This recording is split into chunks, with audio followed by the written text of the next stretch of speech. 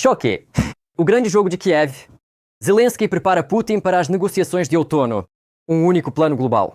Como se conectam as cartas de Volodymyr Zelensky, a visita secreta de Roman Abramovich e o bloqueio total da Crimeia. O início de uma ampla campanha militar e diplomática da Ucrânia. Uma armadilha de drones e mísseis na Crimeia para os ocupantes. Como a península está sendo isolada da Rússia? Há pânico nas fileiras do exército russo. Porque os generais do Kremlin mentem para o seu líder e como as forças armadas da Ucrânia preparam um inferno logístico para os ocupantes no sul. Analisamos todos os detalhes da futura armadilha de outono para Putin agora mesmo. Saudações, este é o canal Ucrânia Hoje. Meu nome é Andrei Silakov. Vamos discutir as notícias quentes. Ataques com drones de longo alcance na Rússia, cartas abertas de Volodymyr Zelensky, visitas repentinas de líderes europeus e negociações de bastidores. Tudo isso faz parte de um plano ucraniano unificado. É o que afirma o jornal Ukrainska Pravda. Como escreve a publicação, o objetivo principal dessa ofensiva dupla é extremamente específico: privar o Kremlin de espaço para manobra e, até o outono, forçar Vladimir Putin a negociações reais, onde as condições não serão ditadas por Moscou, mas pela Ucrânia, junto com seus aliados. Não parece que Putin queira negociações rápidas. Mas há muitos sinais indiretos e dicas de todos os centros de poder globais de que, até o outono, essa situação pode mudar de tal forma que ele simplesmente não terá escolha. Nossa tarefa agora é fazer de tudo para que Putin não tenha nenhuma possibilidade de escolher outro caminho, explica um interlocutor do Ukrainska Pravda, da equipe do presidente. O elemento central desse jogo político foi a visita secreta a Kiev do oligarca russo Roman Abramovich. Putin tentou desajeitadamente vazar esse fato para a imprensa para destruir o canal de comunicação privado, mas Zelensky tomou a iniciativa e esclareceu tudo publicamente. É importante notar que essa viagem não poderia ter ocorrido sem autorização. Abramovich não pode ir a Kiev sem informar a Putin. Para mim, isso é óbvio. E sem ter discutido isso com ele, está bem claro. Consequentemente, acho que essa viagem nos diz algo bastante importante. Ela nos informa que Putin, percebendo que está em um beco sem saída na via americana de suas negociações com a Ucrânia e na tentativa de forçá-la à capitulação, de uma forma ou de outra, tentou alcançar isso por outro meio. Ele tentou conseguir isso através de Abramovich. Abramovich recebeu dele algumas informações iniciais, veio com elas para Kiev e recebeu a resposta: não entregaremos o Donbas.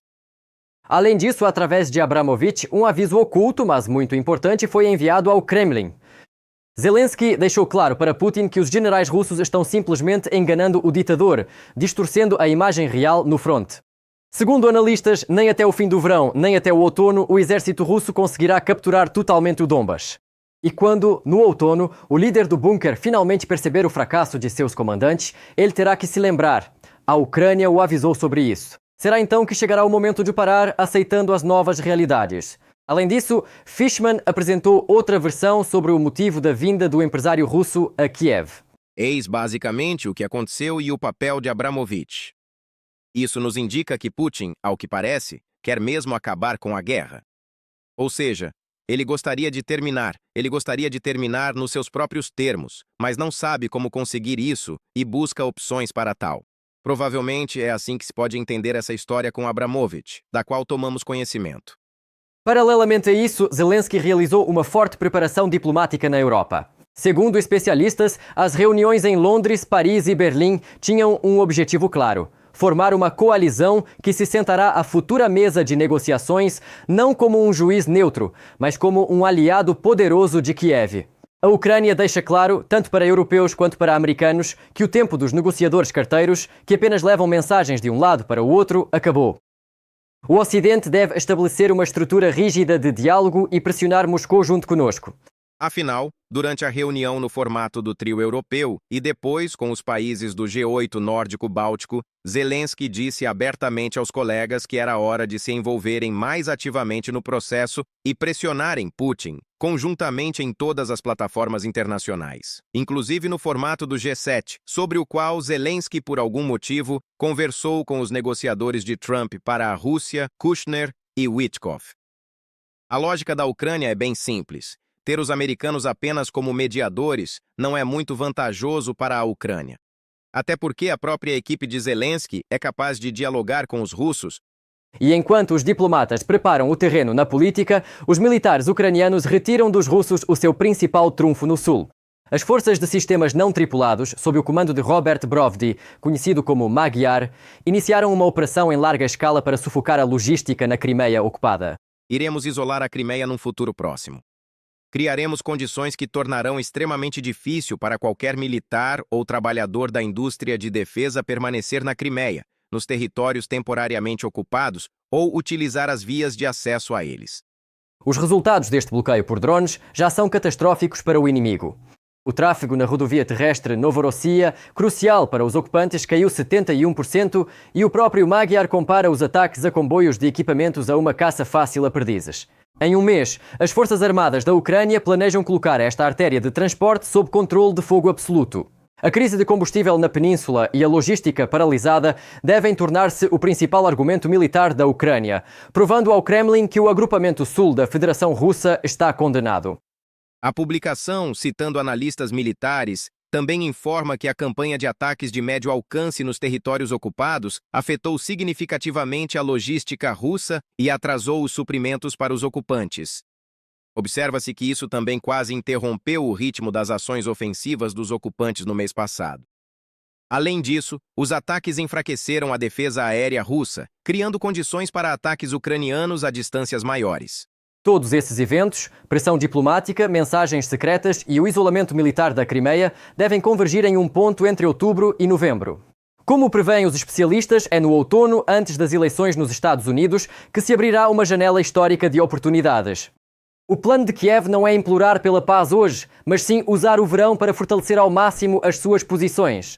Quando a armadilha se fechar, exausto pelas perdas e encurralado, Putin será forçado a negociar com uma Ucrânia forte, apoiada por uma Europa unida e firme.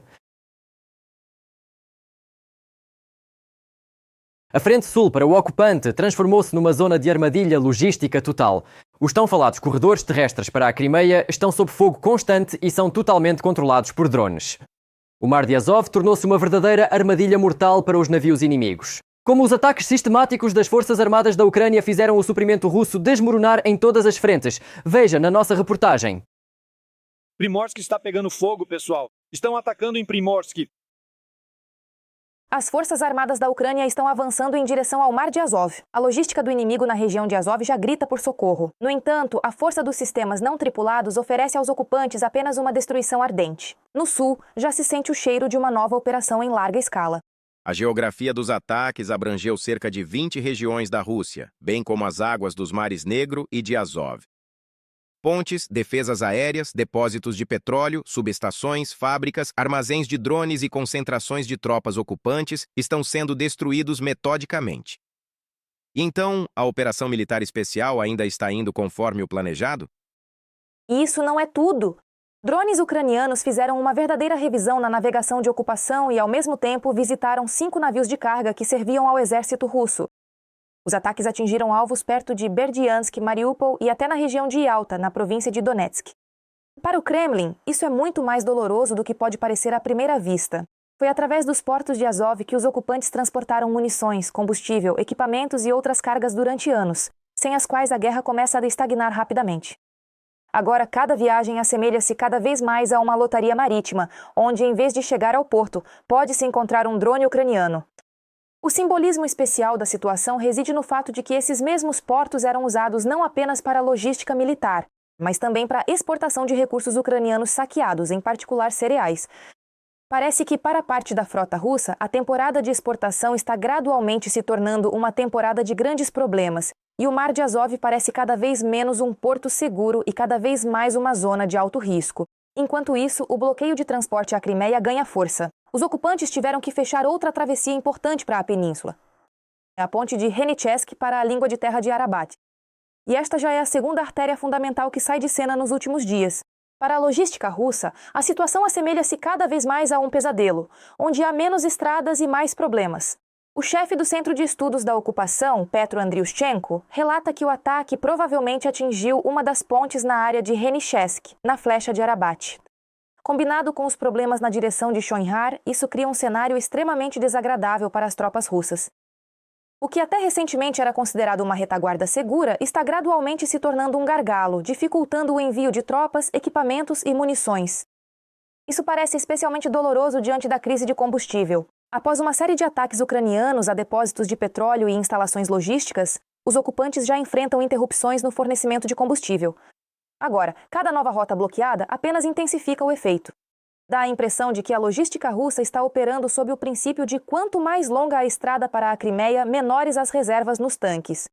E o mais desagradável para o Kremlin é que os problemas estão se acumulando simultaneamente de diferentes lados. Drones ucranianos estão caçando caminhões-tanque e de carga com cada vez mais confiança na retaguarda profunda. E as rotas terrestres para a península estão sob controle constante. Se antes a Crimeia era chamada de porta-aviões inafundável da Rússia, agora ela parece cada vez mais uma ilha que está sendo lenta, mas seguramente isolada de suprimentos. A situação também está inquieta na região de Donetsk. Os russos estão gravando recomendações para percorrer a rodovia Mariupol-Donetsk. Dizem para manter a velocidade em pelo menos 160 km por hora e olhar atentamente para o céu, para ver se não vem alguma surpresa. Vigilância máxima. Olhem para o céu. Não liguem música, não fumem cigarros, não bebam café. A tarefa é olhar para o céu para ter certeza absoluta de que nada está pairando sobre suas cabeças. Não há paz para o inimigo, nem mesmo onde eles esperavam uma retaguarda tranquila. Parece que os ocupantes em Mariupol e na região de Azov entraram em uma série interminável chamada Impacto Clarão Apagão. O que para a propaganda russa deveria ser uma vitrine de reconstrução, assemelha-se cada vez mais a um território onde a luz acaba com mais frequência do que surgem boas notícias para a administração de ocupação. O mais interessante é que o ataque à subestação não tem nada a ver com lâmpadas em apartamentos. Para o exército russo, este é um golpe no coração da logística. As principais rotas de suprimento para a frente sul passam por Mariupol. A ferrovia, na qual os ocupantes apostaram alto após os problemas com a ponte da Crimeia, rapidamente se torna sucata cara sem eletricidade. Sem corrente, não há movimento normal de trens, o que significa problemas na entrega de combustível, equipamentos e munições. Como resultado, os russos têm que transferir cargas por comboios rodoviários. E aqui começa o pior. As estradas ficam entupidas de caminhões e carretas de combustível, que se tornam alvos perfeitos para os drones ucranianos. O resultado é um cenário irônico. Ao tentar salvar a logística, os ocupantes a transformam em uma longa fila de alvos potenciais. E junto com a luz desaparece o principal mito do Kremlin sobre uma retaguarda segura. Mariupol, que a propaganda russa tentou por anos mostrar como símbolo de estabilidade sob ocupação, parece cada vez mais uma cidade sob constante controle de fogo. E quanto mais as subestações apagam, mais difícil fica explicar aos moradores locais por que essa retaguarda tranquila vive sob as leis de uma zona de frente. A situação para o Kremlin parece cada vez menos controlada. A costa de Azov, as rotas terrestres para a Crimeia, a logística de combustível e os centros de retaguarda, tudo isso vira um sistema onde cada nova artéria de suprimento dura até a primeira falha. A propaganda russa ainda tenta vender a ideia de estabilidade, mas a realidade impõe seus ajustes a cada momento. As cargas movem-se mais devagar, as rotas tornam-se mais longas e os riscos ficam mais próximos. E nesta nova geografia da guerra, a questão principal já não é onde será o próximo ataque, mas sim quantas rotas mais esta estrutura logística suportará antes de começar a desmoronar por completo. E enquanto alguns dos nossos drones cortam a logística do inimigo no sul, outros protegem o céu ucraniano 24 horas por dia. Hoje, os drones fazem tudo. Queimam retaguardas profundas, destroem posições na linha de frente e interceptam drones de ataque russos em pleno voo. Veja na reportagem como operadores virtuosos de drones interceptadores destroem alvos inimigos nas frentes mais críticas.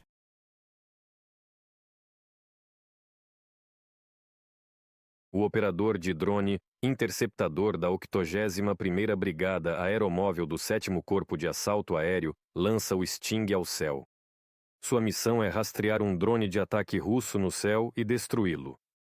Ele alcança os Shaheds, ou seja, a uma velocidade de 270 km por hora.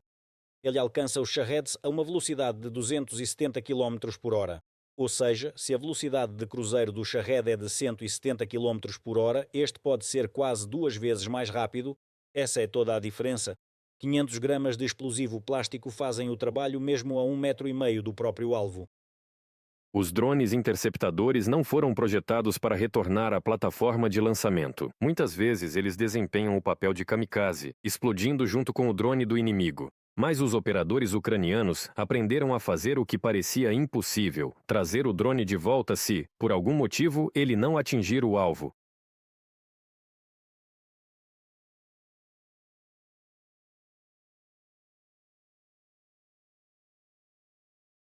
Pousar na plataforma. É possível pousar na plataforma, mas é preciso ser um mestre do controle para entrar aqui, pousar e não quebrar as hélices, que são bastante caras.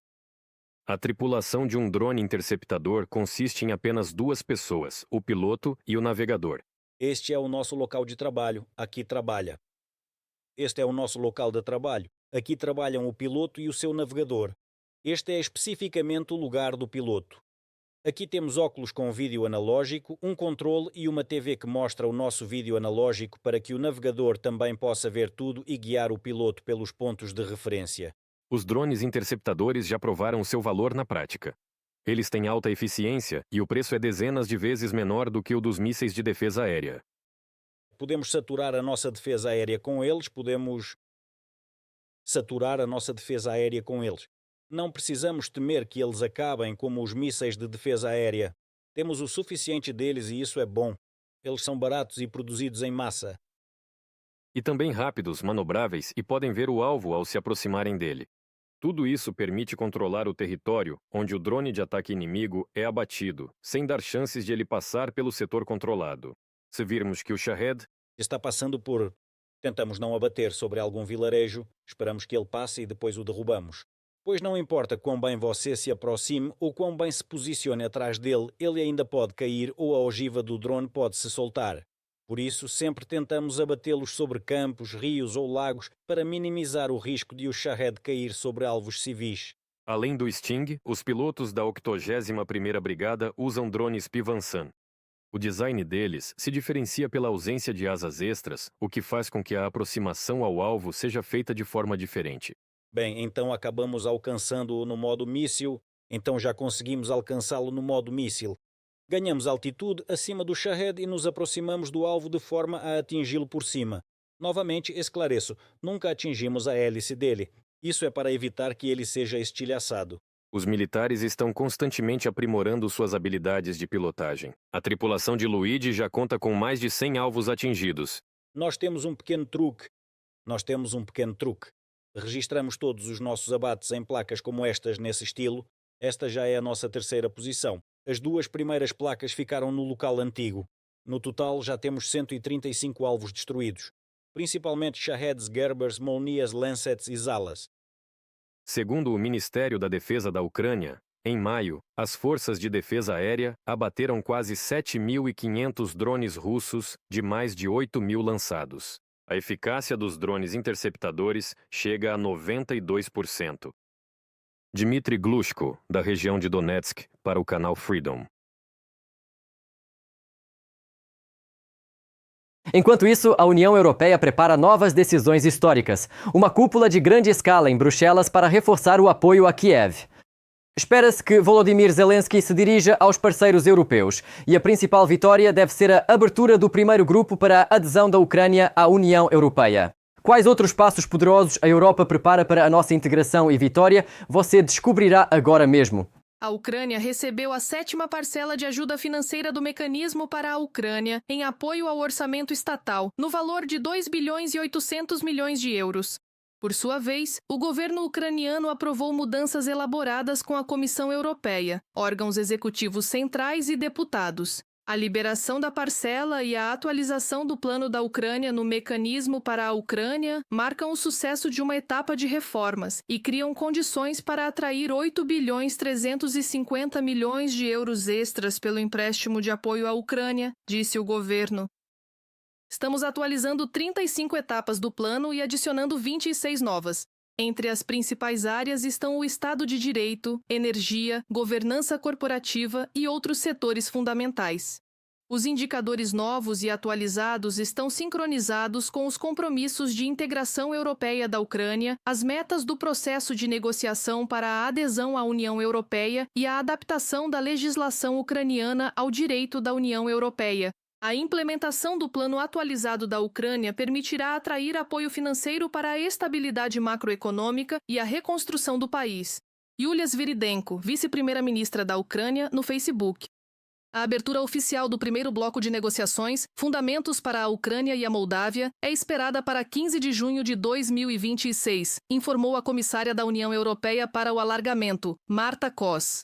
Nesse dia, em Luxemburgo, ocorrerão 2 conferências intergovernamentais distintas, que iniciarão formalmente esta etapa crucial da integração europeia.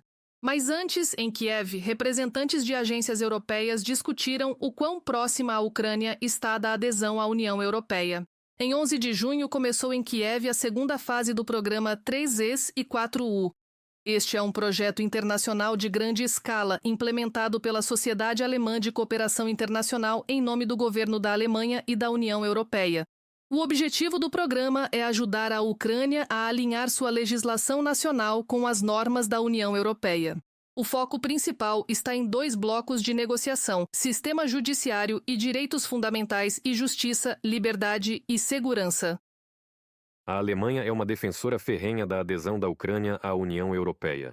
O lançamento da segunda fase do programa 3Es e 4U abre uma nova etapa de apoio, visando a implementação consistente de reformas no Estado de Direito, com ênfase especial na reforma judicial, direitos fundamentais e reforma dos órgãos de segurança.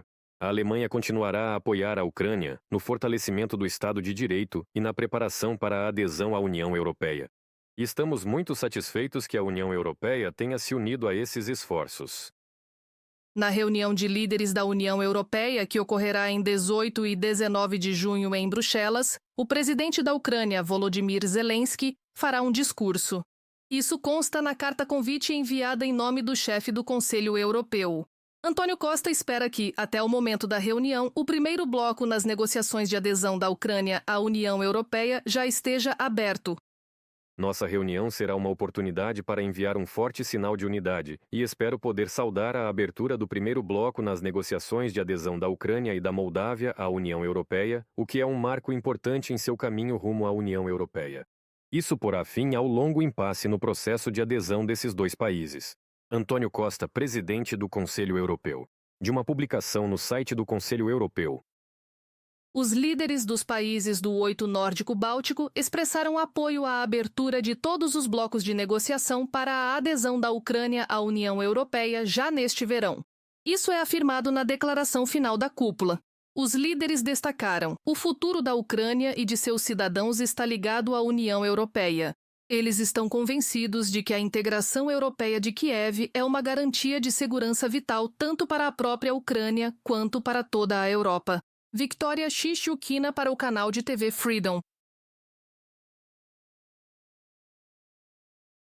E o que você acha desses eventos? Deixe sua opinião nos comentários, dê um like e fique por dentro do principal. Vem muito mais por aí.